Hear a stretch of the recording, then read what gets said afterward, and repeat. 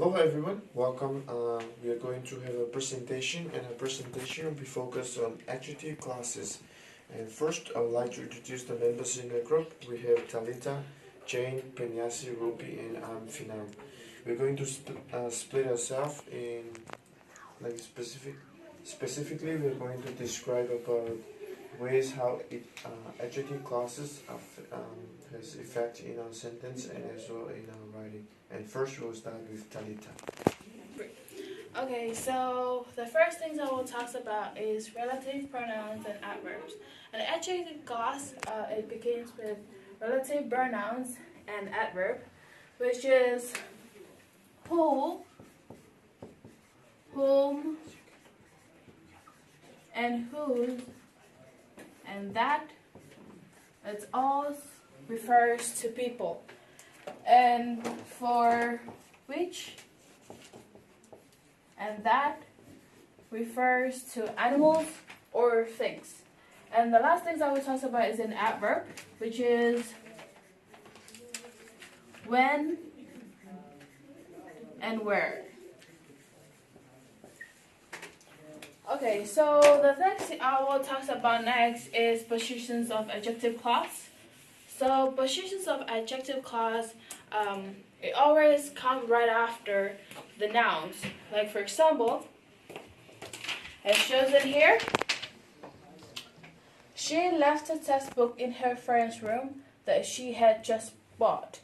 So what do you think? Well, I think this example is kind of confusing because the relative pronouns that we don't know if it's modified room or textbook. So to be more understandable, we have to say she left the textbook that she had just bought in her friend's room, which relative that modified textbook. So it makes more clear to understand. The next things I will talk about is verb agreement. So verb agreement is a adjective clause and an adverb which occurs in numbers of antecedent. What is antecedent? Well, antecedent is whatever nouns or pronouns that the adjective clause modifies. So this is an example of verb agreements, which is the teachers who teaches grammar class is my favorite teacher.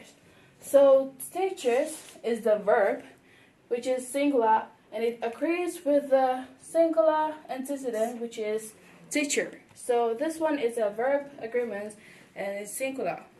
So to plural, you have to say teachers who teach grammar class are my favorite teachers. So teach is plural and it agrees with the antecedent teachers, which we don't know who is the specific teachers. There are many teachers. So to be continued on, the next persons we'll be discussing is Final, who will discuss more about adjective clause. So the next topic I will be talking about today will be adjective clauses with restrictive mean necessary or essential, and non-restrictive mean non-essential in the sentence. So starting with the punctuation.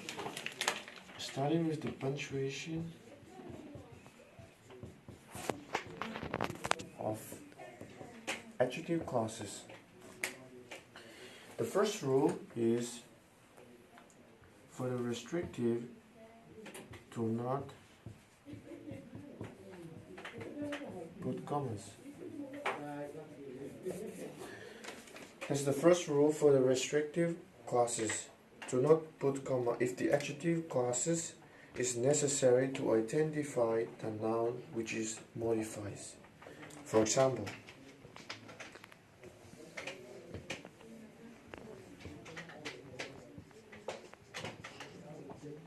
a medical computer is a machine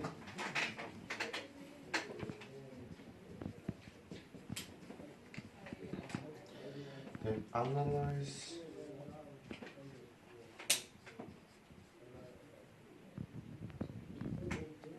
the result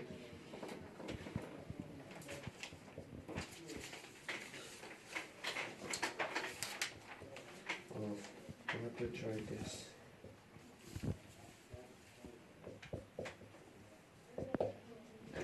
We can see here, this is the sentence. A medical computer is a machine that analyzes the result of a laboratory test. So the restrictive clauses. So the restrictive clauses, as we can see here, this is very important to identify or modifies, modifies the noun machine. So this is necessary in the sentence to describe and modify the noun machine as the medical computer. So it means that we cannot omit this part of restrictive adjective clauses because it's very necessary in the sentence. Okay, and then the second one with the non-restrictive, you put commas. This is the only time you apply commas in the sentence. So with non-restrictive clauses, you apply comma. So it means if the adjective clauses contain unnecessary information in the sentence, and then you have to split that clauses with a comma. For example,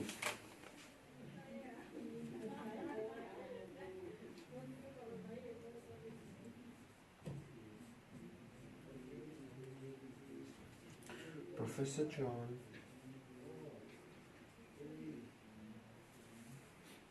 who teaches English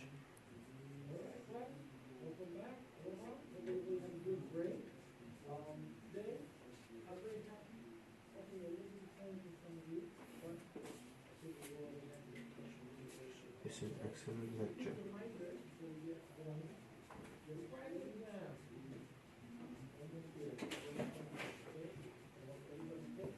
So as you see the sentence here,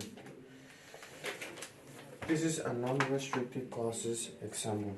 We can see what we can do. We can see this adjective clauses is unnecessary. We already know who's professor is Professor John. So the adjective clauses who teaches English is not necessary. It means we can omit it, and we have to split it from the sentence with a comma. And as well, we can omit this one, and we can just use Professor John is an excellent lecture. That is the necessary. It's necessary. So for this part, it's unnecessary in the sentence. We can split it with comma, or even we can omit it. And so the last part for the pronouns and adjective clauses, that the relative pronouns that are only used in restrictive clauses, and the relative pronouns which are only used in non-restrictive clauses. The relative pronouns that is always refers to person and as well things too. And the relative pronouns which cannot refers to a person, it can only refers to things and places. And the other adverb clauses can also be refers to either restrictive or non-restrictive clauses. And I'd love to end up with an example and a question to you guys whether this sentence is need a comma or not.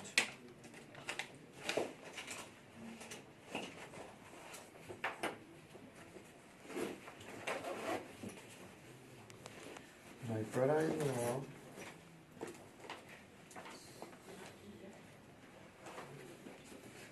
who is from Australia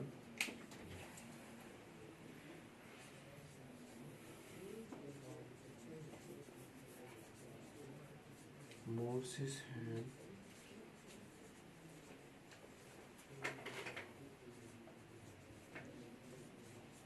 a lot when he is talking.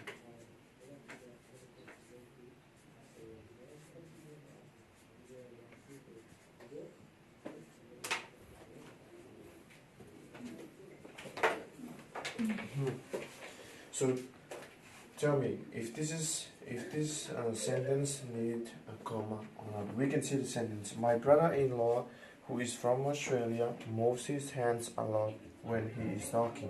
We can see this is the subject, and we can see this clause. We can see this. It may not be necessary to define where is he from, because we already know who is it. Is your brother-in-law. And and this can modifies him. He always moves his hands a lot when he is talking. So it means we need comma. This is non-restrictive clauses to split it from the sentence, and even we can omit this part in the sentence and say my brother-in-law moves his hand a lot when he is talking. So this is all about adjective clauses with non-restrictive and restrictive clauses, punctuation. So next we are going to hear about here we are going the function of adjective clauses in relative pronouns as subject and relative pronouns as object, and Penyasu will help us understand about that part. Okay, so today we're going to talk about relative pronouns as subject and objects. So you can see over here, these are the three relative pronouns that we're going to talk about, as in who, which, and that. These all refer back to the relative pronouns you can see up here. So, relative pronoun as subject and objects. The relative pronoun itself, the subject acts of its own clause. The same thing with the objects of its own clause as well. So, we're going to look at the first sentence over here. And the first sentence is, he printed the letter that I sent. So, we're going to first find which one is the adjective clause. So, first, this is the adjective clause. The adjective clause here, now we need to find the relative pronoun. It's so obvious that this is the relative pronoun. So we have a relative pronoun and the adjective clause over here. So now we're going to identify which one is the verb. So we have here the verb, or here. Sent as the verb because he is sending the letter. The letter here is the noun. Yeah? So now we have the lint. So here, I over here is the subject. So the subject describing of the person that's sending the letter because he did receive it. So which makes that to be the object. Yeah, and so he printed the letter that I sent. So now we have here, this is our object. Relative pronoun as objects. Because of that I sent him. The letter here acts as the receiver. So our next sentence will be here. They have a daughter who hates pizza. I know a lot of people like pizza, but with this sentence, someone doesn't like pizza. So here, over here is the adjective clause. This is the adjective clause. So we have here who, as I mentioned earlier, who over here is one of the relative pronouns. So straight away we know that who over here is a relative pronoun. So now we have to define which one is the verb. Hates is a verb here. Because daughter over here, he hates pizza, yeah? So daughter is our noun, and who is our relative pronoun, which makes it the subject of the daughter, yeah? So they have a daughter who hates pizza. So we have here, this is our subject, relative pronoun as subjects. So, any questions you want to know more about relative and pronouns as subject and objects? Alright, I'm going to talk about two things today. The first one is possessive adjective clauses, and the second one is possessive pronouns as objects of preposition. Alright, what is possessive adjective clauses? Possessive adjective clauses refer to words which modify a noun by showing a form of possession or belonging to a person or thing, where whose refer only to people, and of which and which refer to animals and things. For example, this is a good example of using whose. Number one, she takes care of two kids whose parents work at night. Whose modifies the parents of the kids. Number two, I kiss a boy whose girlfriend is horrible. Whose modified the girlfriend of the boy. That is how you refer to people. Example of using which. This one refers to animals and things. Number 1, I returned the book, the cover of which was torn. Of which modifies the cover of the book. Alright, now let us look at which, how we use which. Number 2, I stole the purse which belongs to my mom. Which modifies the purse which belongs to my mom. Alright, now let us look at the possessive pronouns as objects of prepositions. This consists of two patterns.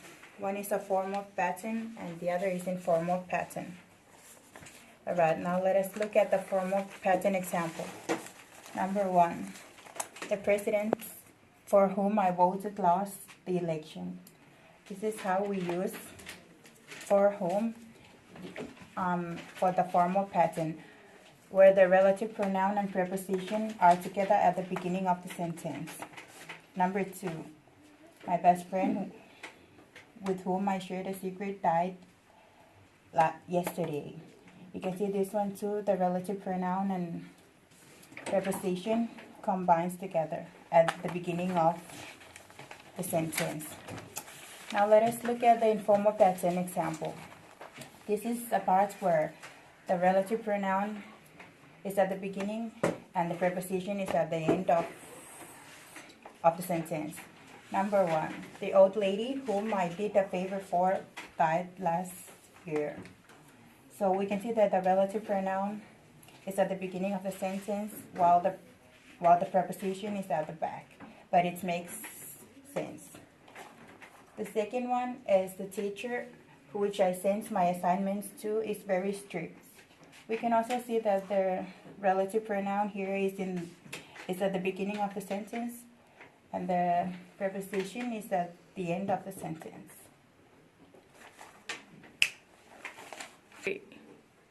Okay, now we're going to discuss about adjective clause of time and places. So in this situation, we could use relative adverb, which is where and when. So it will be easy if we illustrate this points with some examples, such as I went to the park.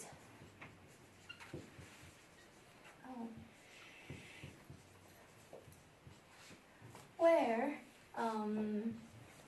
people fly kites. So here, where is the markers of this adjective clause? And this is the adjective clause, and this one, it modifies the part because we don't know which part, and it's the part that where people can fly kites. And then the second example of when, she was born in the month when Hong Kong returned to China.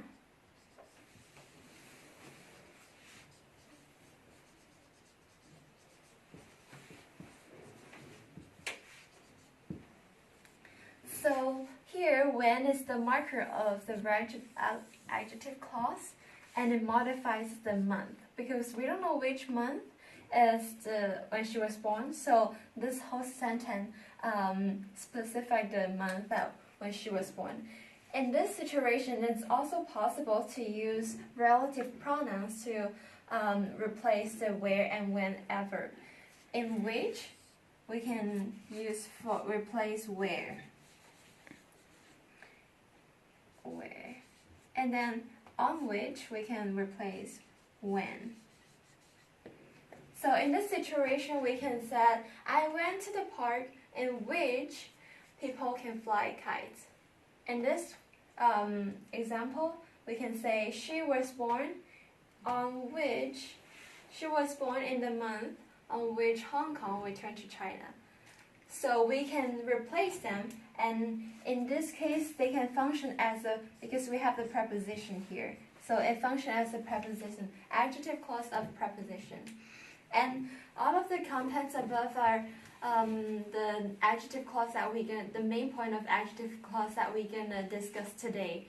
And I think it's really helpful to use adjective clause in our essay, but we don't say it all the time, or we don't use too many adjective clause because that's not really normal. But as we use those adjective clause, or as we learn those key points, it will help us help our essay be more specific and help our essay be more clear. So I hope you be able to learn the key points that we mentioned today and to practice it, and I'm sure you will do good in using adjective clause.